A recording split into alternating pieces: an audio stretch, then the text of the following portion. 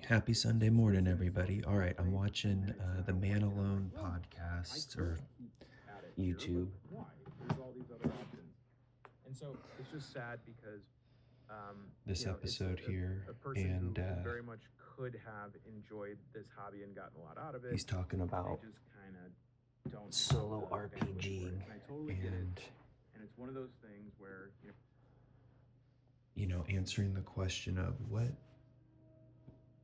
would compel somebody to want to play a solo RPG, and if you are that kind of person who wants to play it and then you try but you can't, why? And I've been wanting to play solo for, I don't know, at least a year or so now. And so I've gotten some of the different books. I mean, The Four Against Darkness, I just did a video on this one.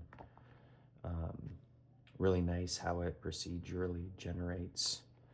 And I've played 2 or 3 sessions now, but to answer the Man Alone, when he gets that comment about, I tried solo RPGing and just didn't get it.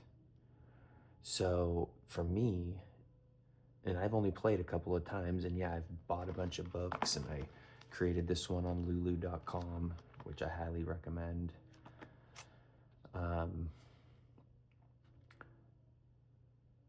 For me,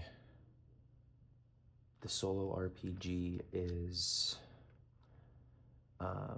okay, so the reason. So yeah, for a year now, I've been poring over it. Been trying to, just enjoying, kind of immersing myself in the idea of it, but never actually playing until I hit Four Against Darkness. But I always thought, what was the resistance to actually doing it? Is it just because how silly it seems? Like, why would you do it? But then what's the compulsion for wanting to do it? And here it is. A lot of it is to go analog with something rather than playing a video game, rather than doom scrolling on X, rather than doing business and work and emails. Everything is digital now. And so, I don't know, this, of course I could sit and read a book, a John Grisham novel or something, which I've done, and I used to read a lot more. But the physical analogness of it and is huge. So I would say that's almost top 3, top 5 reasons. Another one is the creativity aspect. The moment I even start thinking about playing solo RPG, I start imagining all these different worlds from which to play in. And honestly, that time that I spend imagining that stuff, it trickles into other aspects of my life. It calms me down thinking about these fantastical things. I know they're not real. It's just fun to think about. And it may take 5 or 10 minutes of my time, but then all of a sudden I'm inspired in other areas. Because I just had fun for that 5 or 10 minutes without having to drink alcohol or do drugs, then that ability to have fun, create a fun environment on my own, that trickles into other aspects of life. If I have to sit and do a project for work, I can think, all right, I'm gonna do this for an hour. It's not the greatest thing. I gotta design this website, do these graphics, connect up this API. And I know that when I'm done with that, I could go sit and think about what world I'm gonna be playing in, even if I never do play in it. But let's get on to the actual playing. And really, so I've started, I think I'm gonna stick with Index Card RPG. It's simple enough. I put the character sheet on the back. It's simple enough that you don't get bogged down in rules, but it's got enough meat with the 6 different stats that I could see it being more campaign style long term. And I want to do a sci-fi adventure, and they've already got a bunch of rules for sci-fi. I don't know their world, the warp shell. It sounds cool. I may modify that a bit, which I'm gonna do another video on. But yeah, no, just they've got all the loot, really great weapons list. So then the other thing I did, and I haven't tried this yet to play with, I've really just played 4 Against Darkness, and then creating the rooms and doing that loop where you draw the room, roll for what event takes place, fight any monsters that come in or that are already there, and then search loot, and then move on to the next room. But for ICRPG, it came, and I can provide this in the links if people want, but it came with, or I found online, all the different index cards that you can just print out at home. So these are all the different categories from this one, from the sci-fi sheet. But you've got the different planets, or the locations, I say. The Palace, Hollow Asteroid, Ring World, Fragment World, Moon, Planet. And I just had this thick old paper, so I printed on this. Turned out really cool. The Mecha Dry Dock. So then those were like locations. I would say these are like places inside of the locations. So a dry dock, cantina. Never met a cantina I didn't like. Cargo bay. That's different paper here. A reactor, cooling vent, airlocks, an AI crane,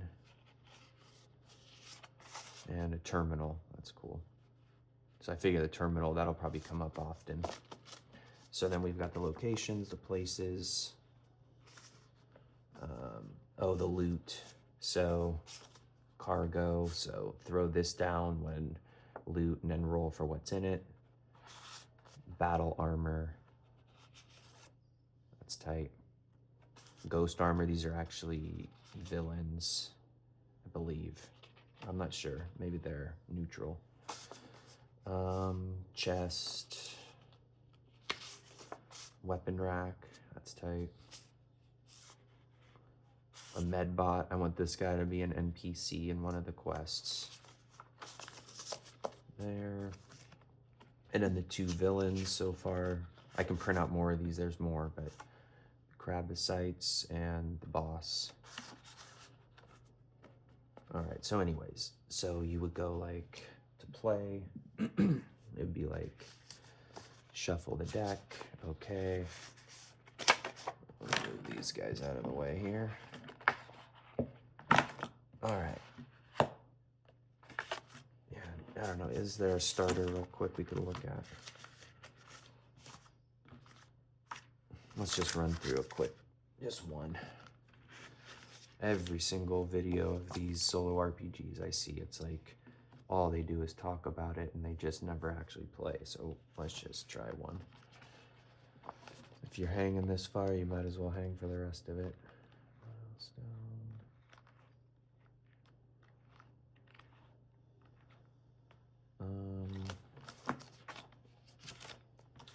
But this free PDF is just incredible. There's a lot missing, and I'm gonna buy the updated version with all the stuff. Look, you can see. This is what is. So this is the free version, and then it's actually really cool how they did this. all of the stuff bolded is what's in this, and then all of this is missing. So I definitely want this stuff too. Comes with a lot more for the paid version. All right, but let's go to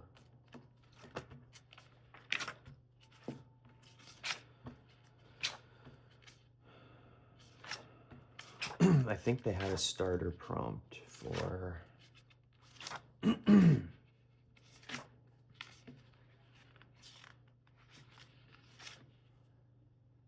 for the warp. If not, we'll just make up one here in a second. I just thought it'd be fun if they had one. Oh my god. 3 cheese. And then there's those. See, so I haven't actually played. I played 4 Against Darkness a bunch, but I haven't actually played this. But let's just go with. Alright, well. This is just ridiculous. Alright, well, here's all these. Let's do.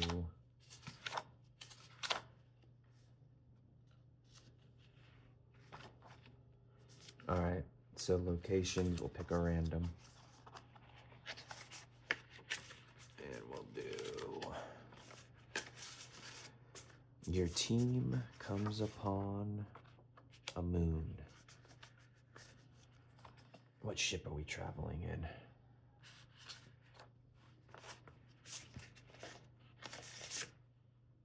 We're in a warp shell.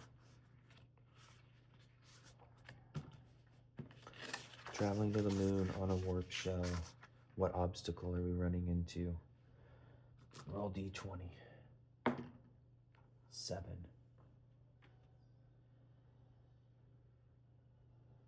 An explosive wave of hellfire is emitted from a dying star nearby.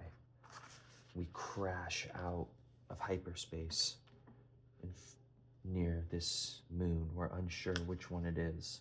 The computer system that doesn't know, it's unidentified. Or you're shaken out of sleep. I don't even have a character yet. All right.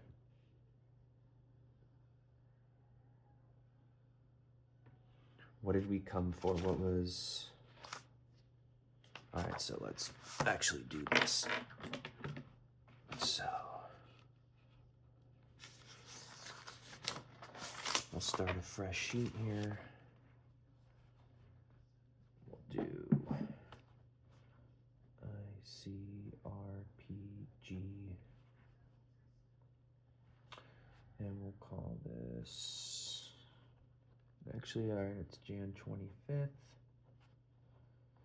The date's so important in all this. It's life, a day.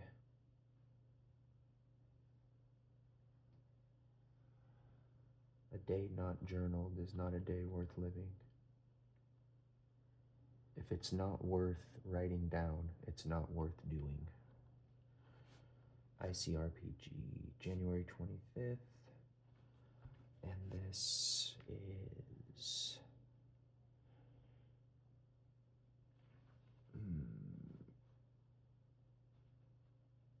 Warp Shell. Number 1.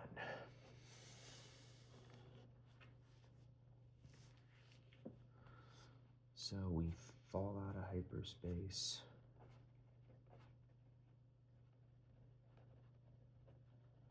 Due to a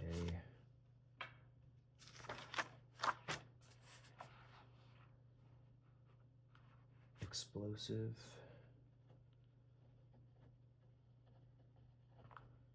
wave from a dying star. And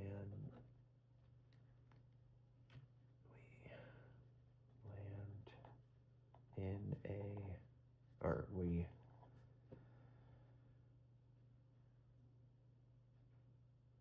fall out of hyperspace nearby an unknown moon.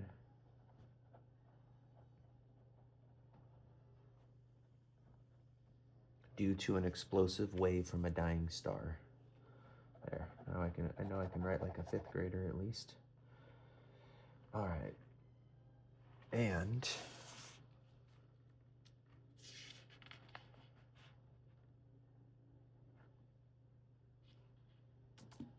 where the hell did those just go?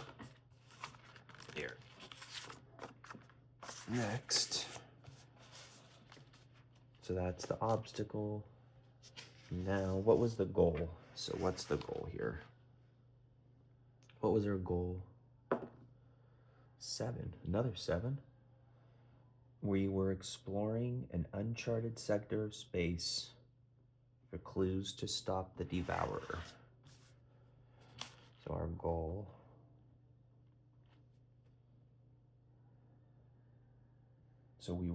I would say we were hired to explore an uncharted sector of space. So seriously, you guys, check this out. I'm seriously building out a badass story here. That's a whole other point to all of this. If you're an aspiring author or an aspiring writer, I mean, look at how much content I can create just from this session here. Like, I could then weave this into an existing storyline where I already have characters fleshed out and built out.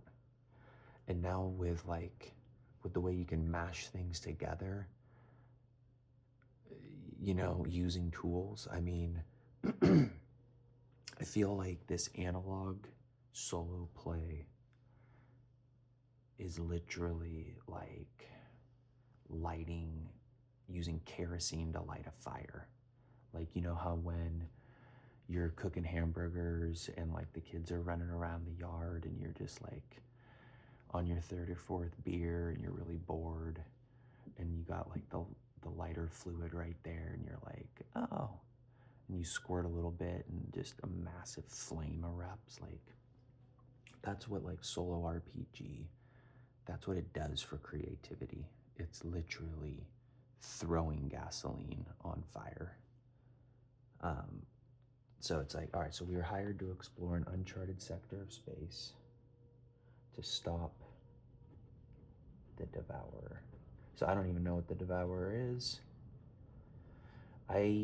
That's the other thing with solo RPGing. I think a lot of us find resistance easy to say, I resist doing this because I don't like the world that was built around it. And so here's the thing.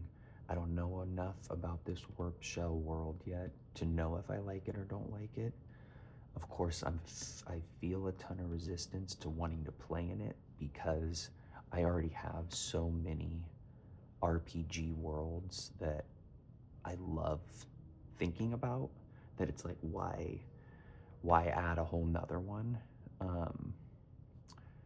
And so maybe I'll just take aspects of this and then, you know, I don't know, integrate Star Wars, integrate Aliens. I really want to play an Aliens solo RPG. So anyways, well, this is droning on, and for the 1 or 2 of you that hang all the way through and are either have fallen asleep to this or have reported me to the authorities because I'm such a nut, yeah, this is my response to Man Alone. Man Alone, if you've watched all the way through, then I'll send you a link to a free PDF with just a lot of clapping hands and congratulations. All right, signing off on this Sunday.